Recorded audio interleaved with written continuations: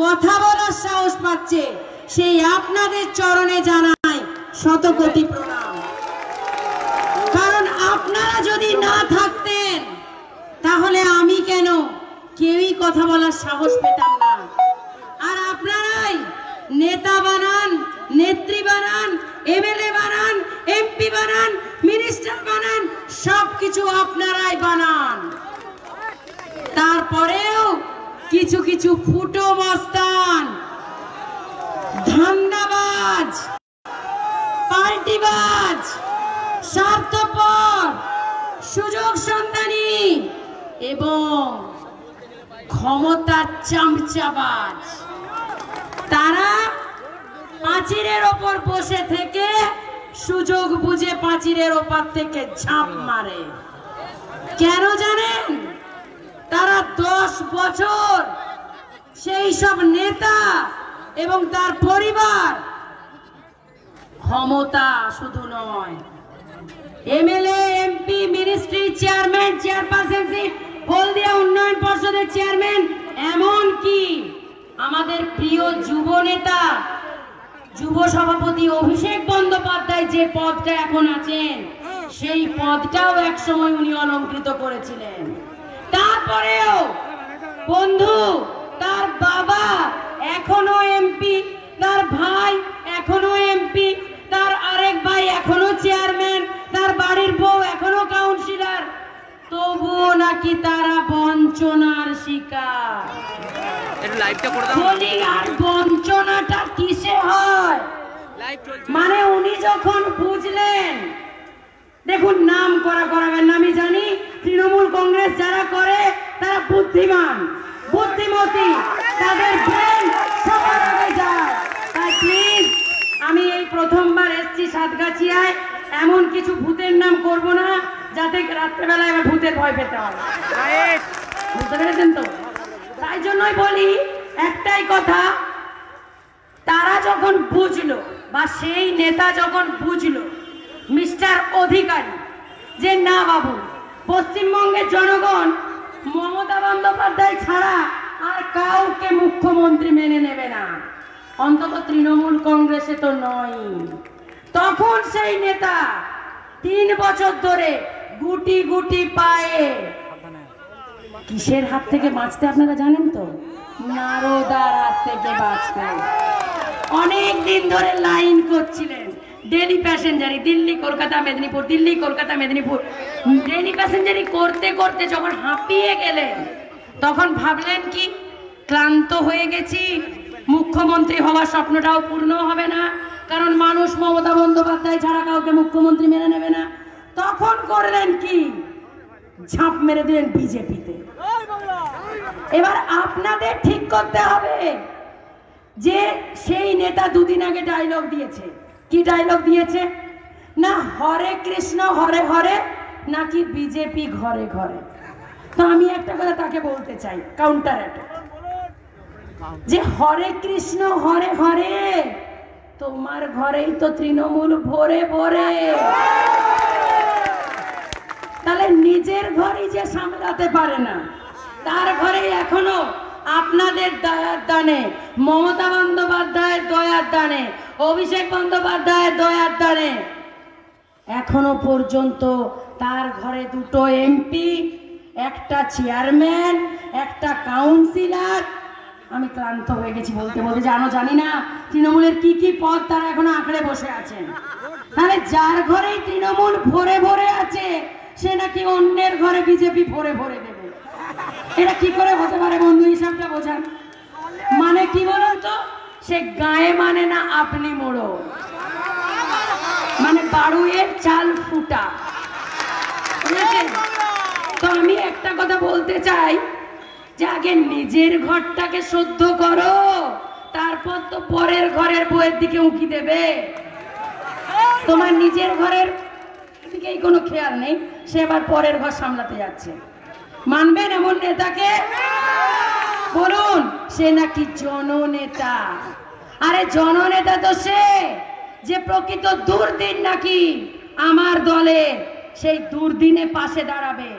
দেখুন, জননেতা একজনই, যিনি জননেত্রী মমতা বন্দ্যোপাধ্যায়, আর যুব নেতা একজনই, যার নাম অভিষেক বন্দ্যোপাধ্যায়। আজকে আমি কোনো জননেতা নই, আমি আপনাদের ঘরের মেয়ে এবং অনেক বয়সে ছোট। আপনাদের আশীর্বাদ নিয়ে এই কঠিন পৃথিবীতে একা লড়তে নেমেছি। আজ কিন্তু আপনারাই আমার পরিবার, আর মা বাবা বোন ছাড়া, আপনারা ছাড়া আমার কোনো পরিবার নেই। যে পরিবারটাকে 10 বছর আগলে রেখেছিলাম, ভেবেছিলাম নিজের স্বামী, নিজের ঘর, দেখুন কেমন সুযোগ সন্ধানী, সে কিন্তু এত বড় পৃথিবীতে একটা অল্প বয়সী নারীকে একা ছেড়ে দিল। এবং কিভাবে না, ওপেন টিভিতে তালাক দিয়ে। ভাবুন, সেই দলটা করতাম বন্ধু, যে দলটা 3 তালাক উঠিয়ে দিয়েছিল বলে একটা মেয়ে হিসাবে সবচেয়ে খুশি হয়েছিলাম। দল পরে ভেবেছিলাম আমার সংখ্যালঘু মা বোনেদের সম্মানের স্বার্থে যেটা হলো সেটা অত্যন্ত সাধুবাদযোগ্য। কিন্তু বুঝিনি যে बीजेपी का खाने का दांत एक है और दिखाने का दांत एक है। তার কারণটা দেখুন, যে বিজেপি 3 তালাক উঠিয়ে দেওয়ার নাটক করে ভোট পাওয়ার জন্য, সেই বিজেপি সাংসদ বিজেপির নেতাদের সাথে মিলে তার নিজের স্ত্রীকে তালাক দেয়। তাহলে ব্যাপারটা কেমন হলো যে বলবো এক আর করবো আরেক। মা বোনেদেরকে জানতে চাইছি, এটা কি ঠিক করেছে?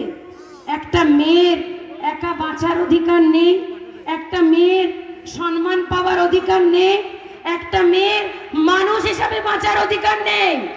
তার জন্য যখন আমি নারী হিসাবে, ভাবুন, যখন আমি স্ত্রী হিসাবে, সে যখন দল ত্যাগ করেছিল, আমি প্রবল অত্যাচার সবকিছু মুখ বুজে সহ্য করেও আমি কিন্তু স্বামীর সাথে সাথ দিয়েছিলাম এবং তার পাশে খাড়া হয়েছিলাম।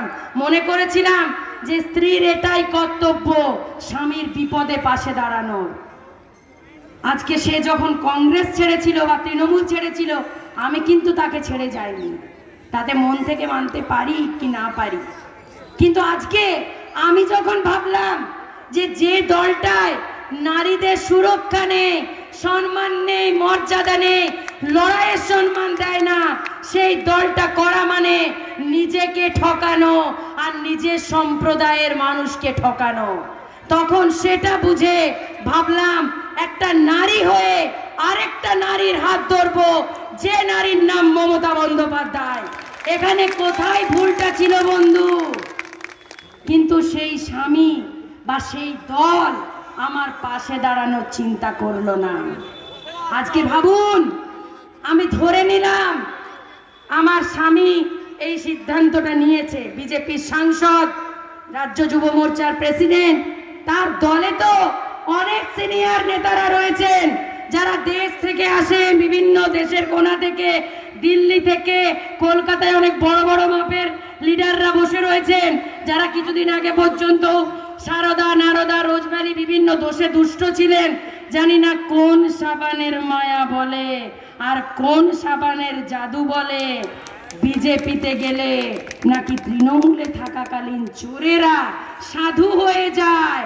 আমি এই সাবানের খোঁজ এখনো পাইনি। সেই নেতারা তো কই প্রতিবাদ করার প্রয়োজন মনে করলো না। একটা মেয়ের প্রতি অবিচারে মুখে তারা জয় শ্রীরাম বলে। জয় শ্রীরাম তো সবার ভগবান। রামায়ণে একটা পাতা খুলে দেখান, নিজের নাম চেঞ্জ করে নেব, যেখানে লেখা রয়েছে যে রামচন্দ্র নাকি একমাত্র বিজেপির পেটেন্ট ভগবান। রামচন্দ্র তো আমাদের সবার ভগবান। তাহলে কোথায় রামচন্দ্রের সুশাসন, রামচন্দ্রের আত্মত্যাগ, সেগুলো বিজেপি ফলো করে? কোনটা ফলো করে জানেন? রামচন্দ্র যখন জঙ্গলে অগ্নি পরীক্ষা নিয়েছিল সীতা মায়ার, এবং সীতা মাকে একা ছেড়ে দিয়েছিল তার সন্তান সম্ভবা অবস্থায়, সেইটাকে ফলো করে, মানে বউ ছাড়াকে ফলো করে, বাকিটা ফলো করে না। এরা তো কি বলুন তো, এরা সেই রাম ভক্ত হনুমান নয়, বড় বড় লেজ নিয়ে ঘুরে বেড়ানো লম্ফ ঝম্প করা হনুমান বিজেপির গুলো। তাই জন্য ভাবুন যে যেখানে একটা লড়াকু নারী হিসাবে একটা সমাজের উচ্চ স্তর দেখে আসা নারীর যেখানে সিকিউরিটি নেই, তার সংসারে তার জায়গা হয় না, সেখানে আমার এই সামনে এত সাধারণ অত দরিদ্র পরিবারের মা বোনেরা রয়েছেন। বিজেপি যদি ভুলক্রমেও পশ্চিমবঙ্গে ক্ষমতায় আসে, কত মেয়েদের ঘর ভাঙবে বুঝুন। তাই একটাই কথা বলবো, ভুলক্রমেও বিজেপিকে একটা ভোটও নয়, এই দলটা ঘর ভাঙানোর দল, ঘর জোড়ার দল নয়। আমি যখন তৃণমূল কংগ্রেসে যোগদান করলাম, আমার দলে কিন্তু আসার সময় আমাকে ডিভোর্সের সার্টিফিকেট নিয়ে জয়েন করতে হয়নি। আমার লড়াকু সত্তাটাকে সম্মান দিয়ে আমার দল আমাকে সাদরে গ্রহণ করে নিয়েছে, আর তার জন্য আজকে আপনাদের সামনে দাঁড়িয়ে আমি কথা বলতে পারছি। তাহলে ভাবুন, যে দলটা মেয়েদেরকে সম্মান দেয় সেই সর্বভারতীয় তৃণমূল কংগ্রেসের সাথ দেবেন, না যে দলটা ঘর ভাঙার খেলায় মাতে সেই ভারতীয় জনতা পার্টির সাথ দেবেন? ডিসিশনটা আপনাদের হাতে, সর্বোপরি আমার মতন লক্ষ লক্ষ কোটি কোটি মা বোনেদের হাতে। এবার ভেবে দেখুন, আজকে একটা নারী 50 বছর লড়াই করে চলেছে, 50 বছর।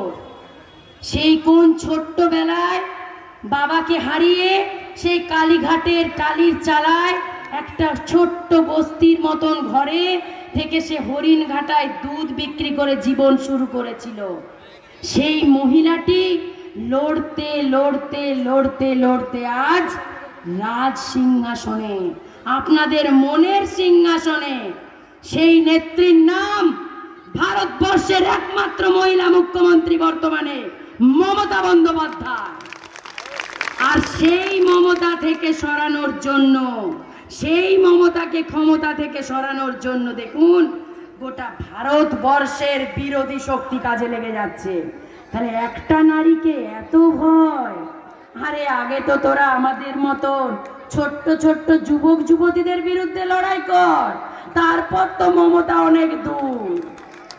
তার আগে তো আমরাই লড়ে নেব, মমতাদি পর্যন্ত পৌঁছতে গেলে তো অনেক